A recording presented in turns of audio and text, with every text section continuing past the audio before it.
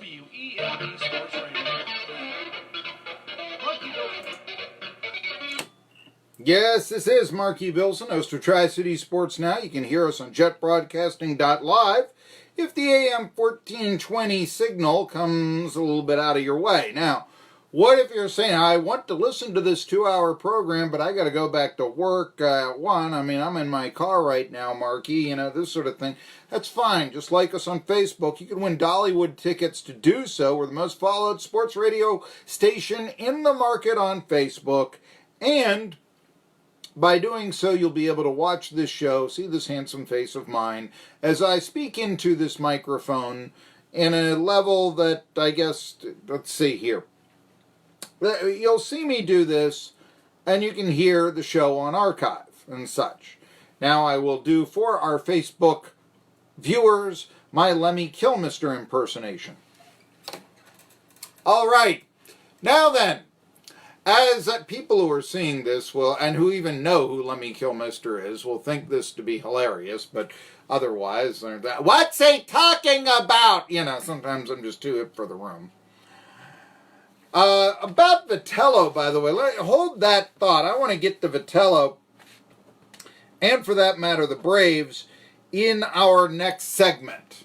Okay? So, here we go. Yes, now I am doing... This is enough of that, okay? You either saw it or you didn't. There we go. That's enough of that. Let's talk about the NBA draft. People who say the NBA draft, the NFL draft, whatever, drafts in general, pro sports should be done away with. Are they right or are they wrong? Well, I gave, to begin this show, some reasons why you need a draft. And it did somewhat say, well, there are places in this country that are so miserable that an NBA player would never consider playing there on his own volition if he wasn't drafted there. Okay, that's the real cynical way to say it and to look at it. But let me just put it this way. As I said, a draft is there to basically have competitive balance. So you don't have what happens in Major League Baseball where the Yankees buy up all the better veterans. Because a pro sports league can't survive having a bunch of haves and have-nots. I mean, even the Cleveland Indians, who haven't won a World Series since 1948, have made the playoffs the last 3 years. Now, you'll always have some teams that lose more than others because of, say, mismanagement. Okay, and maybe also in Major League Baseball, I will say this, an inability to keep free agents. Now, whether or not that's because you are going to have a more glamorous market. Manny Machado does not sign for less and go back to the Orioles when he's a free agent. No. He goes to San Diego from Baltimore via Los Angeles for a rent-a-player situation that gets the Dodgers into the World Series. Okay, I mean, you've got that. But yes, and nothing against the crab. Baltimore, I think you're great. I really do. I love the seafood. I love the harbor. I love the old Colts, for crying out loud. I love the Preakness steaks. I like Baltimore a lot. And you know what? I probably would be a little bit happier being in Baltimore because they got a baseball and a football team. They got a minor league hockey team. At least they used to. They used to have skipjacks. I'm sorry. I don't follow Baltimore minor league hockey as much as I should, probably, okay? But in San Diego, you got the Padres. I think I'd like San Diego. It's San Diego! But, yeah. And there's, well, geez, if you don't have a boat in San Diego, what do you do for fun? You go to the beach. Okay, that's good. I mean, I can certainly see it would be free and frolicky. What else you do? You go to Tijuana. Of course, Baltimore used to be known also as a place to go to the bathroom between Philly and Washington, but that's neither here nor there, That's where, Tri-Cities. What's a Tri-City? It's a place to go to the bathroom between Roanoke and Knoxville. At least Baltimore has 2 more glamorous cities than that. Look at that, Anyway. But that's, okay, Baltimore. Maybe that's not the destination city that, say, New York is. San Diego is. Machado kind of proven that. Los Angeles is. Although he was traded to LA, he didn't go there on his own volition and all that. But yeah, so maybe I can see where you play for a Baltimore team, and in the case of Machado, they knew they weren't going to keep him for whatever reason. I think it's unfortunate, but he wasn't going to be another Cal Ripken, so they had to do something. And maybe that's a reason why a Baltimore Orioles are now, they can't even win 30% of their games, but as recently as 2016, they were in the playoffs. Maybe that's a reason why the Orioles haven't won the World Series since 1983. I get it. Okay. But a pro sports team just can't survive, if they have, say, a Vanderbilt football level of incompetence, where they have 25 straight losing seasons. I know the Pittsburgh Pirates, had 20 straight losing seasons, but at least in one of those years they were in the pennant race, in the 97, but still. At least they did have memories, and within recent memory, certainly of my fans. Why do I talk about Willie Stargell all the time? Because he's my boyhood idol. Because he's in my lifetime.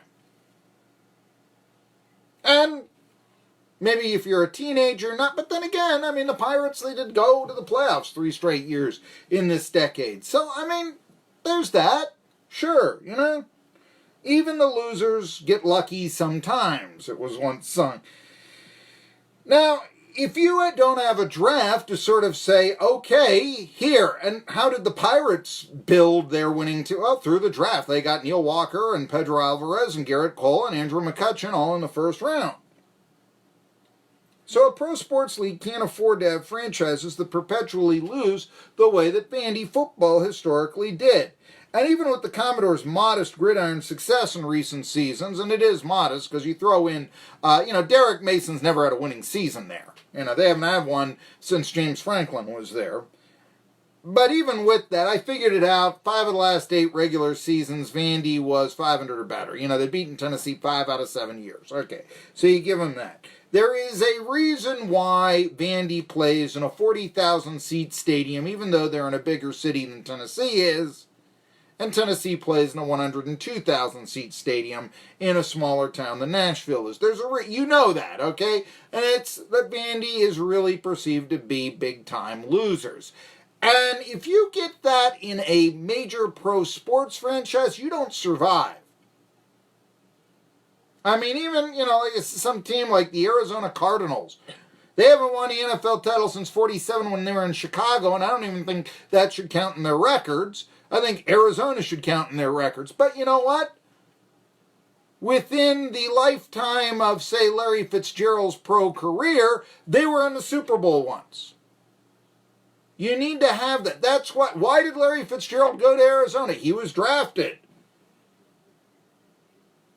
A pro sports franchise that would suffer 25 straight losing seasons, and not necessarily like, say, Pirates losing seasons where there were a couple where there were just a few games under 500, or even, what's the worst case scenario? You're winning 3 out of every 8 games, that sort of thing. Well, Vandy had years where they were 1-10. You don't survive. And why is that? Well, nobody wanted to play for him. There was no draft saying you have to play there. Pro sports teams aren't going to survive like that. The idea that a pro athlete, by the way, cannot decide where he wants to live because of the draft is preposterous. Wherever they may land, they're going to have to live on the road for half the season. And in the off season, today's major pro athlete makes enough money that he can live wherever he wants to. Rare is the player who decides to live year-round in the city where his team plays in this day and age. There are exceptions, but usually it's because the state their team plays in doesn't have an income tax, and it probably has some warm weather. Or, maybe the big city of Los Angeles, but a lot of pro athletes live in Florida off-season. And you know what? It's always kind of been that way. Now, there were more guys I could name for you. A lot of guys live year-round in the city in which they were drafted into, this sort of thing, become part of the community. But it did happen more in a previous era. But even in a previous era, take a guy like Red Auerbach. I mean, you think of him, Boston Celtics, all this. You may not know, in the infant years of the NBA, Red Auerbach coached a now defunct, I mean, it's forgotten team called the Washington Capitals. Yeah, like the hockey team. Well, there was a Washington Capitals in the NBA in its early era. And he was their coach. And then he went to Boston. And you know what? He never, ever became a Boston resident. He was always a Washington, D.C. resident. Yeah. So, I mean, even in the old days, I mean, the 50s, you would see that.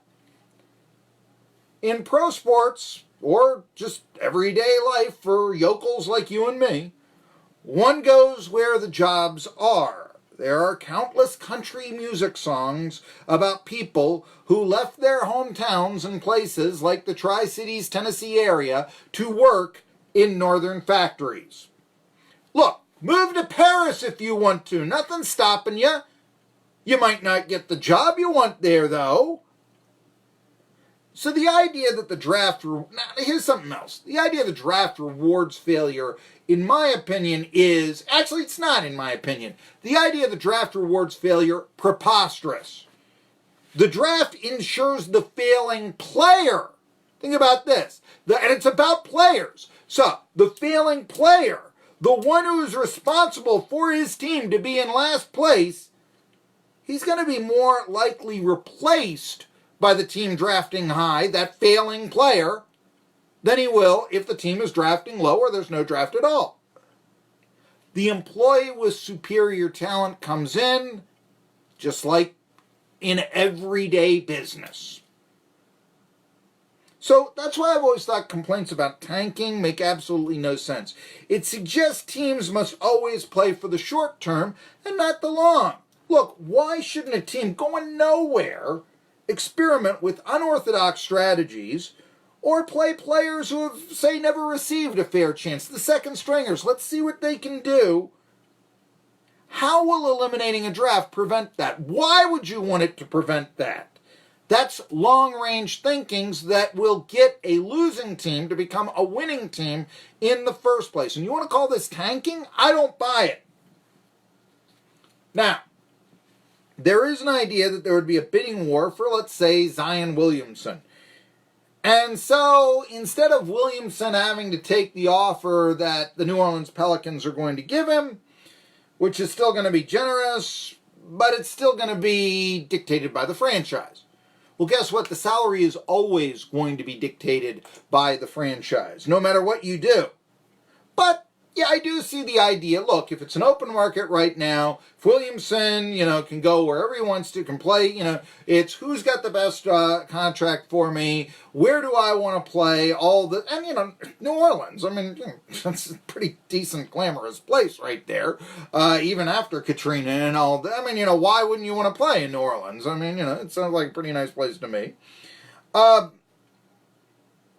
being said, Williamson, let's just consider the idea he'd have more bargaining power to earn a superior contract in his rookie season on the open market. Let's just look at that. In what other industry is one paid before he earns his keep? Amateur success, be it in college or we'll see more of this, the AAU, and that's where, you rate those quote-unquote high school products. It's not what you do in high school basketball, okay? It's what you do in the AAU. But the amateur success, be it in college, if you want to call it amateur, be it in the AAU, if you want to call that amateur, that may or may not be a precursor to professional success. Just look at Anthony Bennett 6 years ago. Now, does Hollywood pay a budding starlet who excelled in her audition? Boy, she won a part, she knocked us dead, and you know what? She graduated top of her class, Yale drama. She's gorgeous. It's either in this movie or she's going right to the Ford Modeling Agency, cover of Vogue. But you know what? She's got no credits. I think she's a budding star, but she's got no credits. Should that person make more money than an established thespian with a track record of success? Think about this. Of course not. And that's not the way Hollywood works. So why then should a major professional sports franchise pay the rookie more than the veteran? And that's what you'd have if you eliminated the draft. Now let's look at baseball. And their draft is a little bit different. You're not drafted right into the majors, that sort of thing. There have been some players who have. Greg Swindell comes to mind. Braves fans from back in the day, they'll remember Bob Horner. It's happened. Pete Incaviglia did, and all this. But it doesn't happen much. Was Swindell right in the... I'm trying to think if he had a cup of coffee in the minors now. I think he was drafted went into the Indians. I could be wrong. Double check that. But anyway. Prior to 65, there was no draft in Major League Baseball. It was the scouts, every man for himself. They signed prospects and all this. If there was a bidding war for bonuses, that sort of thing, and you were to find talent wherever it may be and sign it, and then play in the minors, and then you'd get, there was a deal where if you signed for so much of a bonus, you were called a bonus baby, and you had to be on the major league roster. There was that old deal that Sandy Koufax was that player, but that very rarely happened. Anyway, Roberto Clemente, you heard of him? You know what his signing bonus was? $10,000. Signed for it in 1954. In today's money, that's $95,000. Now, you know that. $95,000, that's peanuts compared to the bonuses top baseball prospects receive today, because they've got the allure of, you're a number 1 draft choice. You're a number 2 draft choice. We want you. Here's the money. One can see where the draft, which helps give a player a reputation for talent initially, that might actually help the player get more money than they would if they were signed out of the relative anonymity of even college basketball, let alone college baseball. I told you earlier in the show, a couple of weeks ago, about a baseball player when I was covering, I was doing showcase baseball and all this. And I knew of one player who's drafted in the 24th round, and he got a $400,000 bonus. Now, that's a lot of money for a 24th round draft choice. But the deal was, it was either sign with the Major League organization or go to the University of Kansas. Well, I said, we don't want to lose you to the University of Kansas. We think you'll be good here. Here's the money. Go sign with us. That doesn't happen if you're not drafted. If you're not drafted, if you don't have that, well, we want your rights and all this, and it can be just about anybody. You go to Kansas, and then you say, well, let's see what he does there. And that's what all the teams will do. This guy made almost $500,000 on his baseball career by virtue of the draft. In that case, it helped him. And by the way, without a draft, who's to say that Zion Williamson is the best prospect in college basketball or potentially coming to the pros? Consider all the prospects rated as 5-star blue chippers. They come into college football and basketball and they turn into busts. A 5-star player is not 100%. You know that. And that's what we have in a pros without a draft. And because they're not 100%, and because you'd have teams themselves rating them, not necessarily, would you have the bidding war? Yeah, we don't really need Williamson. No, you go down. I think it would take salaries down. Now, that being said, because the NBA is so progressive, I think we might see the draft be eliminated in the NBA in the future, say 20 to 50 years from now. Hey, like I said, you could have a situation where it will actually keep salaries down, as I have explained to you.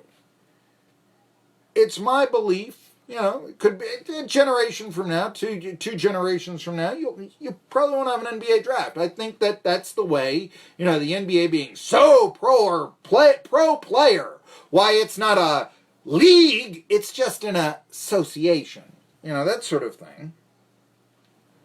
And I've told you this, I think that in the future, Smaller market teams will see that they will be having more value playing not in places like Milwaukee and Oklahoma City and maybe even Memphis, basketball town USA as it may be, but they'll find that there's more money to be made playing for francs in Paris or pounds in London. That sort of thing. Madrid, Spain. I mean, you'll have that. And you'll have a European division, if you will. And maybe they make swings over to the United States during the regular season. But they basically play among themselves. Kind of like interleague baseball is right now. Basically the American and National League still primarily plays among themselves. And you won't... But here's what will happen. That team in Paris, they'll want the French star. And so you might have a territorial thing. But to that team in France, the French star will mean more than the American star. They're not going to want to just lose that French star the way it is now in international, with the draft to international players, and you're selected by the Portland Trailblazers. Congratulations. Now, if there is a Portland Trailblazers in 50 years or so, the Paris team will want to have the first dibs on the French basketball star. They'll figure a way to do it without the draft. And under the guise of saying this is the NBA being pro player, they'll do away with the draft. I think that'll happen in a generation or two. But it won't be pro player. Not by a long shot. Now I know I went a little long. You can read that on Medium. And I hope that I still have some people left here. But, I mean, we got the NBA draft today, and you're going to get all these people that say, well, it's not pro player to have the draft. The draft should be done away with. I think it helps both talent and team. I think it's the best thing. Certainly in the NBA and the NFL. Because the draft doesn't have quite the weight in baseball, I might be able to see... it going away, that sort of thing. But anyway, that's because the baseball draft is a different animal than the NFL and the NBA draft, which is pretty much still the same. Hey, look, NBA draft used to go 12 rounds. Why it went 12 rounds, I have no idea. You weren't putting all 12 players on a single team. It's a 12-man roster, for crying out loud. But 2 rounds sounds about right. And then, if you think you can make it, maybe you try to make it as a free agent, sign with the G League, whatever. I mean, I get that. 2 rounds is... The NFL dropped to 7 rounds from 12, 16 back in the day. Baseball draft is only 40 rounds now. It used to be many as you wanted. But regardless, that's sort of the thing. All right, Tri-City Sports Now. This is Asian House. Call for the Happy Box meal.